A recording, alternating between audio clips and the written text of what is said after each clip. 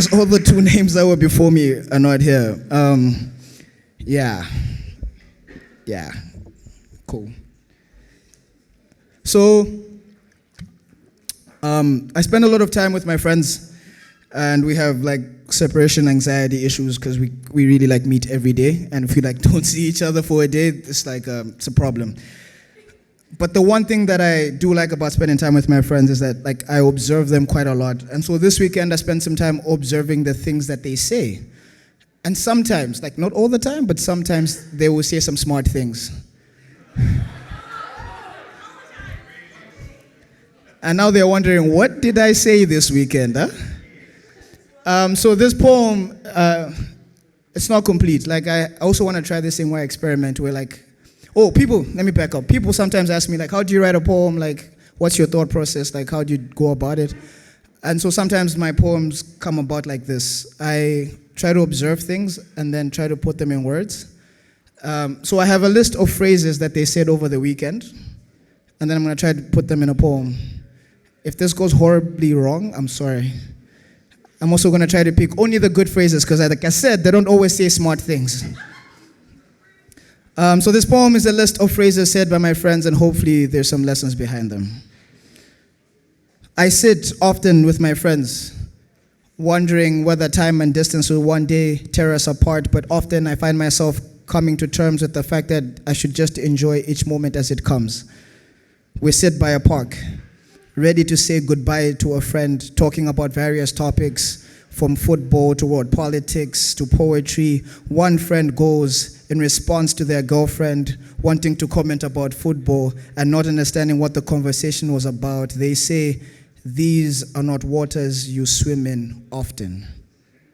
Or to say that the world has many pools and many oceans that one can swim in, but we can't always swim in the same pool. So it's okay to not know everything because there are some things you're good at and not everything. We move. We go to another house. The wine flows. We play drink or truth. One is asked a question, "What is your favorite phrase?" In response, they say, "Each affects the other." I find that to be true because when I look at my friends, I see how each affects the other. One smile brings me joy. I carry another's burden and sadness. I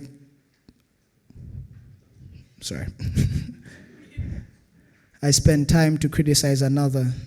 I spend time to tell another that they are brilliant and they get awkward. Each affects the other. Each piece of our lives is like a domino pushing back on each other's life until all the pieces fall and we create a masterpiece. Another is asked, "What's the funniest phrase that you know?" In response, they say, "Wahala day like bicycle." The Southern African in me understands nothing. And then they explain that problems are easier to start than they are to stop. You imagine a bicycle going downhill with no brakes. Sometimes life can be like that. And you know this because it's true. There are things in your life that you have started that you are finding difficult to stop because sometimes a problem can be a rolling moss, gathering steam, going down a hill until it finds its place at the end of the road. My privileged friend tells me, sometimes you just have to ask for money and people give it to you.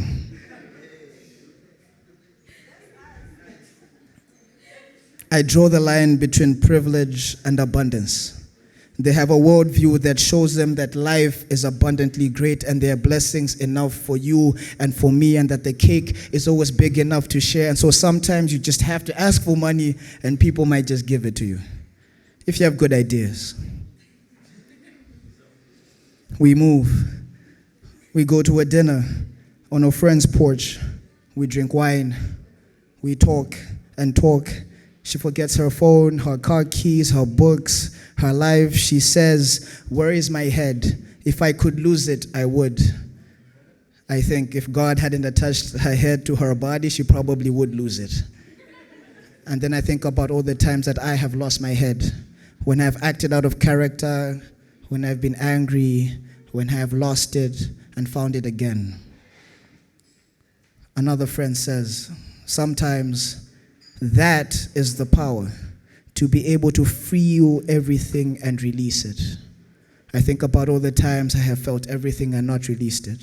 The anger I have kept, the sadness I still hold on to, the fears I still have, the path I go down to again and again, because sometimes we act like feeling things is wrong, when in essence it's the fact that we do not let go to allow ourselves to feel again. Another friend tries to punch me, and then she tells me, I am going to use my newly worked out chest to punch you.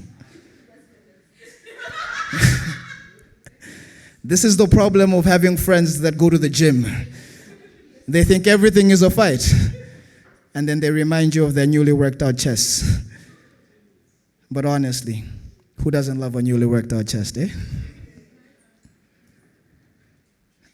Another one reminds me that saying goodbye is hard.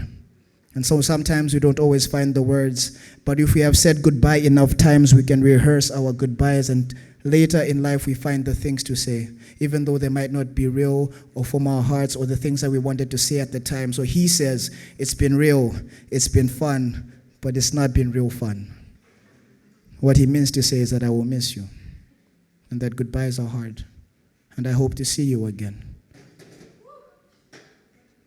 Another one goes, honestly, I'm quite funny. I just realized. Woohoo! She's actually funny, so I have to give it to her. But laughter is, as they say, the medicine to the soul.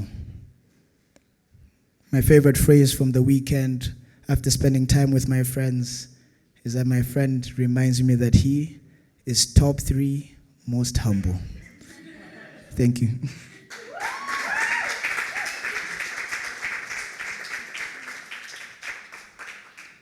I promised myself I wouldn't do like really long poems, but that was a long ass poem. But yeah, if you have friends, I hope you take time to listen to them. I hope they also say smart things once in a while. Borrowing a page from Brian's book, this is a love poem. The first time I spoke to you. The first time I spoke to you, it felt like we just picked up from where we left off. 1,000 years ago, maybe more, when we were both clay and God was molding us into his image, and you asked him quietly if he could carve you from my rib, and he made you a home in me.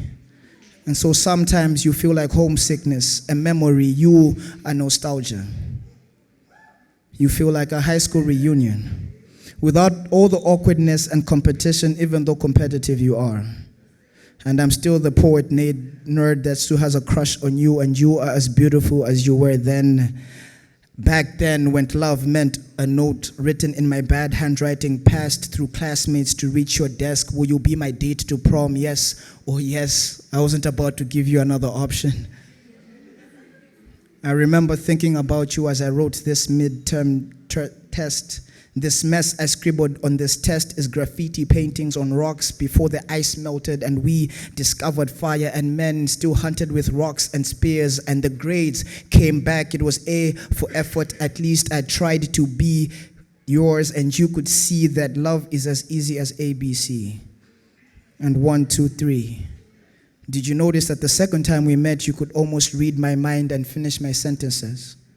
Like we had been here before. Like we were there when the letters assembled and they too discovered that they could be next to each other and find meaning, just like we did when we sat next to each other and God asked us to name the animals, and we stumbled through the letters and meaning and gave definition to everything that existed. And the letters followed our example and effortlessly began to stitch themselves to each other tightly, mimicking how close we were, sitting in the garden, not wanting to let go, naked but not ashamed. The third time we made love, it felt like we were swimming. And black people aren't too good at that, and so we needed a couple of tries. We had survived floods before, so we knew how to ride the waves and weather the storms. I promised to be to you what ark is to waters and flood is a boat, a life jacket, a saving vessel, and you Pinky, swore that you would always be to me what rainbow is to storm, a promise to not destroy me again with his waters, a sign I could always look for at the end of a storm, a gift undeserved, a beacon of hope, a promise of what was and that which is to come. And so I believe that there is another lifetime where we discovered each other again. And in that lifetime, we picked up from where we left off, picking up the pieces of what we left in this lifetime. We went back to pick up the pieces we had left with other lovers that weren't us.